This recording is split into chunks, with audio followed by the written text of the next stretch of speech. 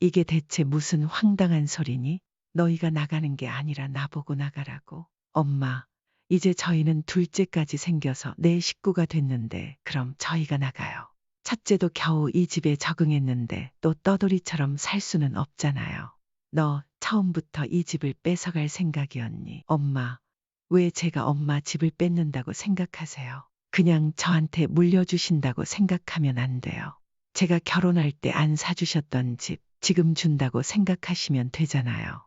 뭐, 너 결혼할 때 전세 살 돈도 마련해줬고 사업한다고 손 벌릴 때마다 틈틈이 도와줬는데도 그걸로는 부족하다는 거니 누가 들으면 제가 엄마를 쫓아내는 줄 알겠어요. 평생 사실 수 있게 월세 집 구해드릴게요. 월세 집. 내가 왜 내 집을 놔두고 나가야 하느냐고. 올해 72세인 양순자 할머니는 두 손이 부들부들 떨렸습니다. 손에 무엇이라도 쥐고 있었다면 아들을 향해 냅다 집어던졌을 겁니다. 평생 키운 금쪽 같은 아들이 이제는 남보다도 못한 날강도가 되어 어머니를 집에서 내쫓으려 하고 있었습니다. 양 할머니는 아들을 자신의 집으로 받아들인 그 순간을 뼈저리게 후회했습니다. 그 전에는 서로 있는 듯 없는 듯 거리를 두고 살았던 때가 훨씬 좋았다고 생각했습니다. 30이 조금 넘어 어렵게 아들을 낳은 양순자 할머니는 남편과 가진 것 하나 없이 밑바닥부터 시작해야 했습니다. 아이를 키우며 세상의 모진 풍파를 다 견디며 살아왔습니다. 남편은 동네에서 자린고비 소리를 들을 정도로 검소했고 10원 한 장도 허투루 쓰지 않는 성격이었습니다. 그렇게 알뜰하게 살다 보니 집도 마련하고 자식도 키우며 그럭저럭 평범한 삶을 꾸려나갈 수 있었습니다. 하지만 부모와는 정반대로 아들은 풍요로운 삶을 꿈꾸며 살았습니다. 20대 중반에 안정적인 직장에 들어갔던 아들은 어느 날 갑자기 퇴사를 선언했습니다. 엄마, 아빠, 한 푼 두 푼 모아서는 절대 부자가 될 수 없어요. 직장 때려치우고 사업을 해보려고요. 사업. 내가 사업을 해본 적이나 있니? 사업을 해본 적 있는 사람만 하는 건 아니잖아요. 이번엔 정말 확실한 기회예요. 양 할머니의 남편은 이런 아들을 무척 못마땅해 했습니다. 창식이랑 반씩 투자해서 가게를 차리기로 했어요. 술집이에요. 근데 아직 돈이 없으니까 엄마 아빠가 좀 도와주세요. 금방 갚을게요. 돈이 없으면 모아서 시작해야지. 젊은 놈이 처음부터 공짜를 바라는 건 무슨 배짱이냐? 제대로 된 준비도 없이 무슨 사업이냐? 그것도 친구랑 동업이라니. 남편은 극구 반대했지만 아들의 끈질긴 설득에 결국 무너졌습니다. 창식이는 고등학교 졸업하고 바로 그쪽 일을 해서 잘 알아요. 초반에만 투자하면 큰 돈 벌 수 있어요. 자식 이기는 부모 없다고 꼬장꼬장하기로 소문난 양 할머니의 남편도 아들을 위해 대출 하나 없던 집을 담보로 돈을 융통해줬습니다. 정신 똑바로 차리고 해라. 감사합니다. 진짜 성공해 보일게요. 그렇게 아들은 친구와 함께 술집을 개업했지만 1년도 안 돼 망하고 말았습니다. 그 대출금은 고스란히 양 할머니 부부가 책임져야 했습니다. 그 일이 벌써 10년도 더 지난 이야기였습니다. 양 씨와 남편은 온몸을 갈아 넣다시피 그 대출금을 전부 갚았습니다. 하지만 그동안 아들은 무엇을 했을까요? 사업을 핑계로 크고 작게 돈을 요구한 일은 셀 수조차 없었습니다. 양 씨는 도저히 이러다가는 모두 함께 망할 것 같다는 위기감을 느꼈습니다. 그러다 결국 남편이 폭발하고야 말았습니다. 너 제대로 남들처럼 착실히 내 앞가림 할 수 있을 때 와라. 그전에는 찾아오지도 말거라. 남편의 선언은 단호했습니다. 그때 아들은 겨우 30 초반이었지만 부모와 사실상 절연을 선언당한 셈이었습니다. 그로부터 2년 뒤 양 씨의 남편은 세상을 떠났습니다. 남편의 죽음을 계기로 양 씨와 아들은 다시 왕래를 시작했습니다. 양 씨의 마음속 깊은 곳에는 여전히 실망이 남아 있었지만 남편의 빈자리를 생각하면 아들에게 조금은 기대를 걸고 싶었습니다. 그 후 얼마 지나지 않아 아들은 결혼했습니다. 그리고 하늘에 있는 남편이 보살펴준 덕분인지 이번에는 아들이 정말로 자리를 잡은 듯 했습니다. 그토록 열망하던 사업이 드디어 잘 풀렸고 아들은 드디어 한 사람의 몫을 하며 살아가고 있었습니다. 일 바쁠 텐데 이번 명절엔 안 와도 된다. 안 그래도 그 얘기 드리려고 전화했어요. 이번 명절에는 혁이 데리고 해외 여행 좀 다녀오려고요. 엄마도 같이 가실래요? 아들은 여유로운 목소리로 말했지만 양 씨는 속으로 찜찜함을 떨칠 수 없었습니다. 외국 나가면 돈만 많이 쓰지 않겠냐. 아이, 엄마 또 돈 얘기하신다. 누누이 말씀드렸잖아요. 잘 될 때 더 아껴야 한다고요. 버는 것보다 어떻게 쓰는지가 더 중요한 거야. 꼭 내 아빠처럼 말하네. 양 씨는 씁쓸하게 웃으며 말했지만 속으로는 걱정이 앞섰습니다. 아들이 승승장구하는 듯 보였지만 사업이라는 게 한순간 잘못되면 어떻게 될지 알 수 없었기 때문입니다. 그래, 너희끼리 다녀와라.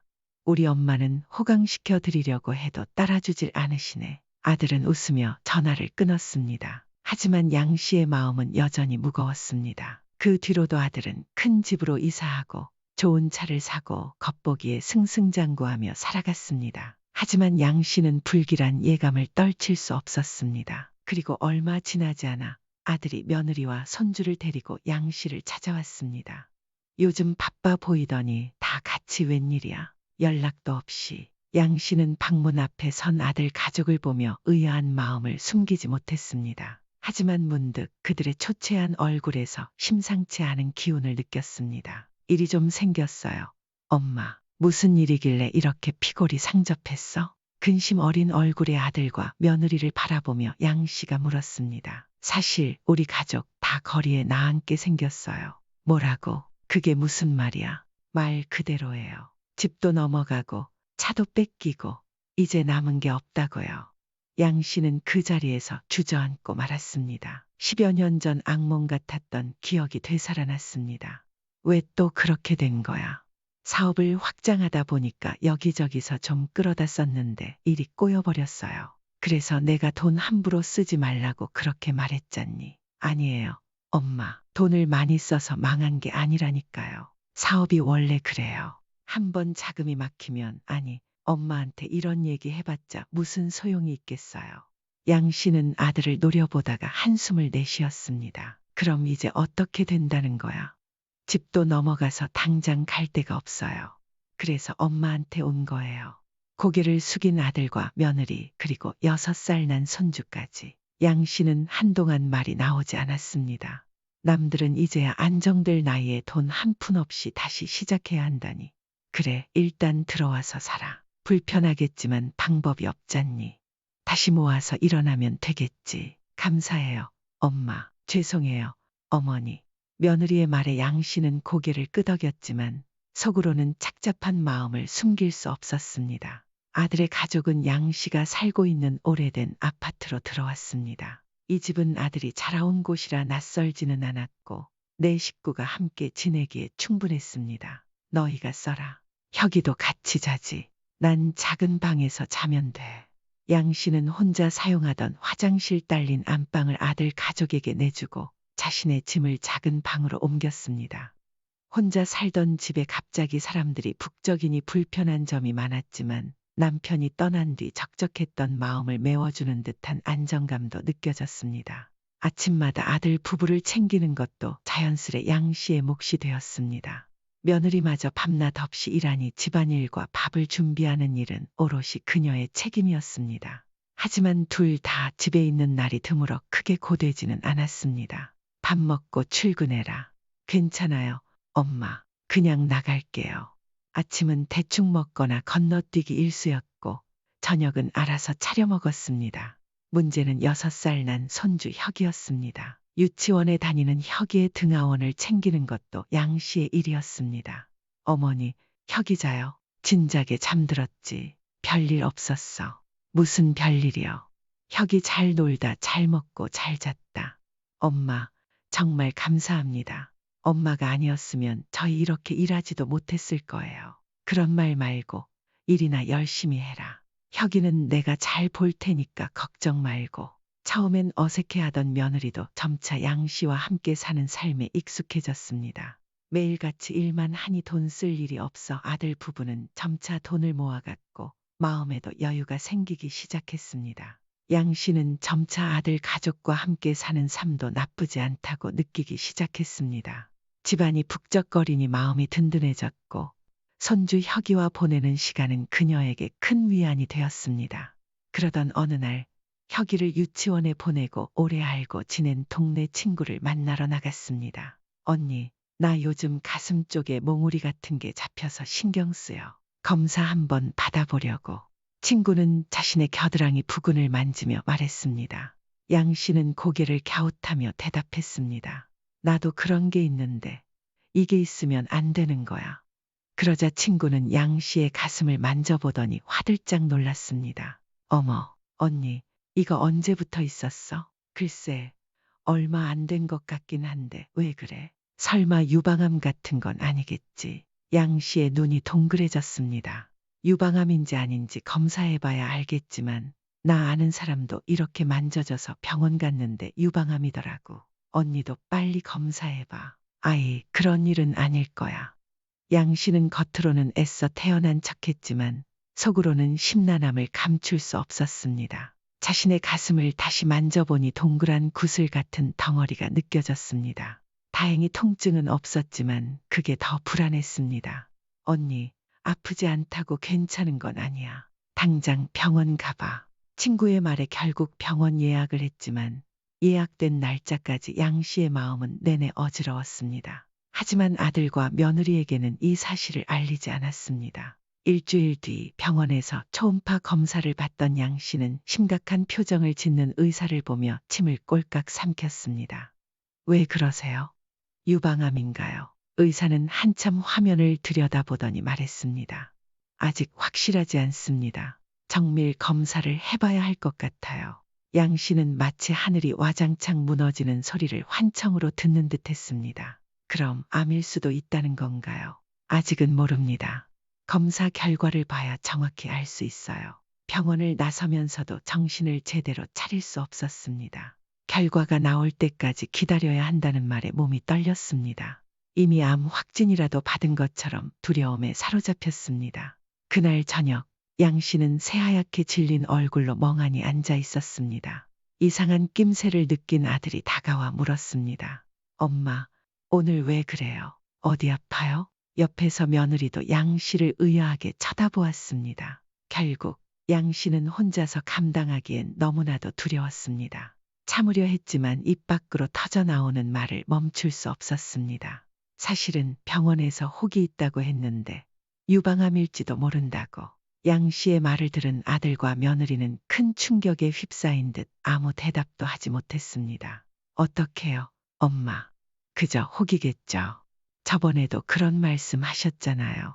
이번엔 좀 다른 것 같아. 그런데 너희한테 괜히 말했나 보다. 신경 쓰지 말고 결과 나오면 얘기하자. 집안 공기는 한순간에 초상집처럼 가라앉았습니다. 양 씨는 마음 한구석이 더 무거워졌습니다. 결국 2주 뒤 양 씨는 정밀 검사 결과를 들었습니다. 다행히도 유방암이 아닌 양성 종양이라는 진단이 나왔습니다. 수술도 필요 없는 상태라는 의사의 말에 양 씨와 아들은 깊은 안도의 한숨을 내쉬었습니다. 지난 2주는 양 씨에게 지옥 같은 시간이었습니다. 하지만 이제야 비로소 숨통이 트였습니다. 유방암이 아니라는 결과를 듣고 양 씨는 마음에 짐을 덜었고 아들 역시 큰 안도감을 느끼며 기뻐했습니다. 양 씨는 이번 일을 통해 무엇보다도 건강이 가장 중요하다는 사실을 다시금 깨달았습니다. 그런데 아들은 이 일을 계기로 다른 생각에 사로잡힌 듯 보였습니다. 며칠 뒤 아들이 조심스럽게 말을 꺼냈습니다.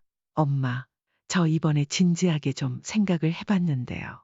무슨 이야기를 하려고 그래? 목소리를 왜 그렇게 깔고 말하니? 아들의 태도에 양 씨는 괜히 긴장했습니다. 뭘 생각해 봤길래 분위기를 잡아. 이번에 엄마가 진짜 암일 수도 있다고 생각했을 때 저도 마음고생이 심했어요. 그래, 너도 그렇겠지. 내가 괜히 미리 말을 꺼냈나 싶었는데. 아니에요. 말해주신 건 다행이에요. 그런데 언제든 그런 일이 생길 수 있잖아요. 엄마도 이제 연세가 있으시고. 양 씨는 아들의 말을 들으며 점점 답답해졌습니다. 그래서 대체 무슨 말을 하고 싶은 거야? 엄마가 언제 아플지 모르니까 이 집 명의를 저로 바꿔주시면 안 돼요. 양 씨는 순간 자신이 잘못 들은 줄 알았습니다. 뭘 바꾸라고? 이 집이요. 미리 명의를 넘겨주시는 게 낫지 않을까 해서요. 아니, 그게 무슨 말이야. 아픈 거랑 집이랑 무슨 상관인데. 아들은 잠시 머뭇거리더니 말을 이었습니다. 혹시 엄마가 많이 아프거나 특히 치매라도 걸리시면 어떡해요? 아는 사람 얘기 들어보니까 어머니가 치매 걸리셔서 명예 이전하는데 고생 좀 했다고 하더라고요. 양 씨는 어이없다는 표정으로 아들을 쳐다보았습니다. 결국 지금 집 명의를 자신에게 넘기라는 말을 돌려서 하고 있다는 걸 알게 되었습니다. 어차피 자식은 저밖에 없잖아요. 엄마 돌아가시면 이 집 제거되는 거 아니에요. 미리 명의만 넘겨주시면 나중에 골치 아플 일도 없잖아요. 양 씨는 가슴속에서 무언가 부글부글 끓어오르는 기분이 들었습니다. 내가 엄마가 암일지도 모른다고 생각하면서 고작 생각한 게 진명이었어. 결혼하더니 철이 들었나 했더니 여전히 철부지구나. 아니, 나쁘게 듣지 마세요. 엄마. 어차피 이렇게 같이 사는데 아빠도 돌아가셨으니 이 집 가장은 이제 저 아닙니까? 그러면 명의를 넘기고 제가 엄마 부양하면 되는 거죠. 그리고 모양새도 그렇잖아요. 제가 엄마 모시고 사는 거랑 엄마 집에 얹혀 사는 거랑은 보기에도 다르잖아요. 아들의 씁쓸한 말에 양 씨는 처음에는 단호히 거절하려 했습니다. 말도 안 되는 소리 하지 마라. 하지만 아들의 말이 썩 틀린 말만은 아니었습니다. 사람이 언제 죽을지 모른다. 는 생각을 하게 되니 아들이 하는 말이 꼭 남의 이야기만은 아닐 수 있겠다는 생각이 들었습니다. 결국 양 씨는 아들에게 집 명의를 넘겨주기로 했습니다. 이 사실을 며느리가 들었을 때는 아들보다도 더 기뻐했습니다. 하지만 등기부상 이름만 바뀌었을 뿐 양 씨와 아들 내외의 삶은 전혀 달라지지 않았습니다. 몇 달 뒤 며느리가 둘째를 가졌다는 소식이 들려왔습니다. 뭐, 둘째를 가졌다고. 양 씨는 며느리가 둘째를 가졌다는 소식에 축하해 주었지만 내심 걱정도 되었습니다. 아들의 외벌이로는 가정 살림을 꾸리기에 빠듯했기 때문입니다. 애미야, 축하한다. 그래도 이제는 좀 살림이 빠듯하지 않겠나. 하지만 임산부 앞에서 걱정스러운 기색을 내비칠 순 없었습니다. 아들은 경사가 났다며 기뻐했지만 양 씨는 본능적으로 느꼈습니다. 이 경사 뒤에는 또 다른 고된 날들이 숨어 있을 것이라는 걸요. 그리고 그 예상은 틀리지 않았습니다. 며느리는 만사까지 일을 하다가 둘째를 낳으면서 결국 일을 그만두었습니다. 그때부터 양 씨와 며느리에게는 불행한 나날이 시작되었습니다. 며느리가 일을 할 땐 서로 얼굴 보는 시간도 적어 다툴 일이 없었습니다. 하지만 하루 종일 집에서 붙어 있으니 갈등이 쌓일 수밖에 없었습니다. 갓난아기는 끊임없이 울어댔고 혁이의 유치원 등하원도 양 씨가 책임져야 했습니다. 며느리 산후조리까지 떠맡은 양 씨는 하루도 쉴 틈이 없었습니다. 70이 넘어서 이런 일을 하게 될 줄은 몰랐구나. 양 씨는 한숨을 쉬며 중얼거렸습니다. 어머니, 혁이 데리러 갈 시간이 됐는데요. 알았다, 알았어. 며느리의 요구는 끝이 없었습니다. 이거 끓는 물에 삶아야 해요. 어제 다 삶았지만 오늘도 싹 삶아야 해요. 죄송한데 힘드시면 제가 할게요. 됐어. 내가 한다. 하지만 며느리는 하나하나 잔소리를 하며 지시를 내렸습니다. 이건 이렇게 해야 한다. 저건 저렇게 해야 한다. 양 씨는 차라리 며느리가 대놓고 소리를 지르면 내가 하라고 던져버릴 텐데 이렇게 은근히 요구하니 오히려 더 답답했습니다. 며느리가 아니라 상전을 모시고 있는 것 같구나. 하루는 양 씨가 아들에게 불평했습니다. 너는 아무튼 성공하면 이 은혜 다 갚. 엄마, 무슨 말이에요. 다 늙은 내가 부려 먹히니 하는 소리지. 하지만 며느리도 이 집에서 살며 편한 것만은 아니었습니다. 여보, 우리 언제까지 여기서 살아? 왜? 무슨 일 있어? 아니, 그냥 조금 불편해서. 엄마가 불편하게 해. 아니야. 그냥 그래. 아들은 한숨을 내쉬며 대답했습니다. 옛날 사람이니까 그렇지. 당신이 좀 참아. 왜 나한테만 참으라 그래. 나도 힘들어. 당신 사업만한 망했어도 이렇게 안 살잖아. 부엌에 있던 양 씨는 우연히 아들 부부의 대화를 듣고 생각이 많아졌습니다. 그래, 저라고 무작정 편하기만 하겠나. 착실히 일하는 아들을 보니 나가 살아도 되지 않겠나 싶기도 했습니다. 며칠 뒤 아들과 며느리가 양 씨 앞에 앉았습니다. 양 씨는 그들이 드디어 분가 이야기를 꺼낼 거라고 생각하며 마음의 준비를 했습니다. 통장 잔고를 확인하며 어느 정도 도움을 줄 준비도 하고 있었습니다. 그래, 무슨 일이야? 양 씨는 지난날의 대화를 못 들은 척 물었습니다. 그러자 아들이 머뭇거리며 입을 열었습니다. 엄마, 나 사업 다시 해보려고 해요. 순간 양 씨는 화들짝 놀라며 아들을 쳐다보았습니다. 뭘 한다고? 둘째도 태어났는데 또 무슨 사업을 한다고? 다시 한번 만회해보고 싶어요. 엄마. 양 씨는 아들의 말을 듣고 한숨을 내쉬었습니다. 아이고, 그냥 직장 다니면 안 되겠냐? 안정적으로 벌어서 애들 대학은 어떻게 보낼 생각이야? 아들은 고개를 저으며 답했습니다. 엄마, 그렇게 벌어서는 부족해요. 이번엔 의류 사업을 해보려고요. 그래서 이 집으로 대출 좀 받으려고요. 뭐라고? 양 씨는 아들이 무슨 말을 하는지 이해할 수가 없었습니다. 그래도 엄마한테는 미리 말씀드려야 할 것 같아서요. 아들의 말투는 허락이 아니라 통보에 가까웠습니다.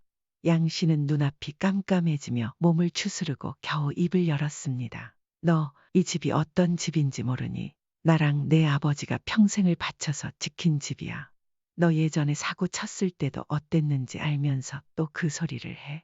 그때는 제가 뭘 몰랐잖아요. 이제는 다릅니다. 다르긴 뭐가 달라. 그리고 이 집은 내 노후 자금이야. 대출 소리는 다신 꺼내지 마라. 그러자 아들은 대수롭지 않게 대답했습니다. 집만 가지고 있으면 뭐가 돼요? 엄마가 지낼 곳은 제가 따로 마련해 드릴게요. 양 씨는 아들의 말이 도저히 이해되지 않았습니다. 그게 도대체 무슨 소리야? 내가 지낼 곳을 마련한다니. 엄마도 애들 돌보고 집안일 하시는 거 지친다고 하셨잖아요. 나가서 편히 사실 수 있게 방을 구해드리겠다는 거죠. 양 씨는 머릿속이 혼란스러웠습니다. 난 내가 무슨 말을 하는지 도저히 모르겠다. 그러니까 내 집으로 대출받아서 사업을 하고 이애미는 불편하니까 나가서 살라는 말이냐. 불편하니까 나가라는 게 아니고요. 아들은 나름 진지하게 덧붙였습니다. 제가 생각해봤는데 엄마가 따로 사시는 게 더 편하실 것 같아서요. 저희 뒷바라지 안 하셔도 되고 제가 사업하면 애엄마는 집안일 다시 맡으면 되는 거고요. 그러면 엄마가 힘들게 저희랑 같이 살 필요가 없잖아요. 양 씨는 황당해서 웃음이 나올 지경이었습니다. 그래서 너희가 나가는 게 아니라 나보고 나가라는 거야. 지금 여긴 내 집이다. 아니, 엄마, 저 그렇게 나쁜 놈 아니에요. 꼭 엄마 내쫓는 것 같잖아요. 그런 게 아니라 월세는 엄마 돌아가실 때까지 제가 내드릴게요. 지금이랑 다를 게 없어요. 그리고 혼자 살 집을 구하면 월세가 적게 나가니까요. 양 씨는 더 이상 들을 수 없었습니다. 그런 건 다 모르겠고 불편하면 너희가 나가든지 해라. 아들은 난감한 표정으로 말했습니다. 엄마, 이제 저희는 둘째까지 생겼는데 우리가 어떻게 나가요? 첫째도 겨우 이 집에 적응했는데 또 떠돌이처럼 살 수는 없잖아요. 양 씨는 한숨을 내쉬며 두 손을 떨었습니다. 너 처음부터 이럴 작정이었니? 이 애미한테 이 집을 뺏어가려고 한 거야. 양 씨는 아들을 노려보며 외쳤습니다. 엄마, 왜 제가 엄마 집을 뺏는다고 생각하세요? 그냥 저한테 물려준다고 생각하시면 되잖아요. 저 결혼할 때 안 사주셨던 집, 지금 준다고 생각하면 되는 거잖아요. 뭐라고? 너 결혼할 때 전세 살 돈도 마련해줬고 사업한다고 손 벌릴 때마다 틈틈이 도와줬었지. 그 돈 다 합치면 집 한 채는 사주고도 남을 거다. 그러니까요. 이제는 제가 엄마를 위해 평생 사실 수 있는 월세 집을 구해드리겠다고요. 양 씨는 믿을 수 없다는 표정으로 아들을 바라보았습니다.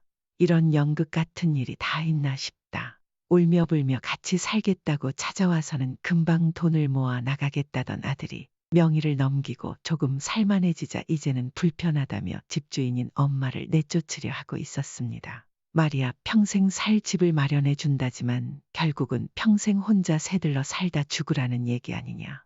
아들의 옆에서 며느리는 아무 말도 없이 딴청을 피우고 있었습니다. 마치 이번 일에 아무 상관없다는 듯 고개를 숙이고 있던 며느리의 태도에서 양 씨는 두 사람이 처음부터 작당을 한 것이 아닌가 하는 생각이 들었습니다. 엄마가 너무 이상하게 생각하시는 거예요. 같이 살면 서로 힘들고 불편한 상황이니까 우리 넷이 나가서 사는 것보다 엄마 혼자 나가 사시는 게 더 편한 방법이니까 그런 거죠.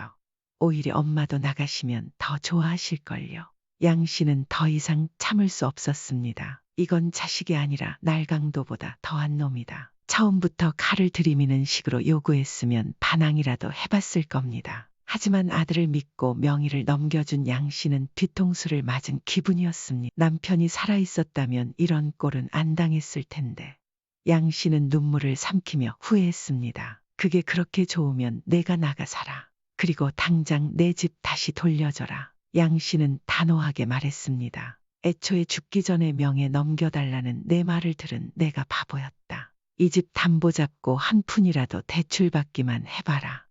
죽어서도 용서 안 한다. 양 씨는 등을 돌렸습니다. 하지만 마음속 불안감은 쉽게 가시지 않았습니다. 이 집이 없으면 나는 아무것도 아니야. 아직 살 날이 많은데 집 없이 비참하게 떠돌아다니는 것은 죽기보다 싫었습니다. 양 씨는 혼자 잘 살던 자신을 이런 고민에 빠뜨린 아들이 다시는 보고 싶지 않았습니다. 하지만 명의를 이미 넘겨준 마당에 지금 이 논쟁을 끝내는 가장 평화로운 방법은 결국 아들과 함께 사는 것뿐이라는 사실이 양 씨의 속을 뒤틀리게 했습니다. 그날 밤 양 씨는 침대에 누워 긴 한숨을 내쉬었습니다. 결국 내 선택이 내 삶을 이렇게 만든 거지. 양 씨는 눈을 감으며 생각했습니다. 이제는 내가 뭘 선택해도 내 마음이 편치 않겠구나.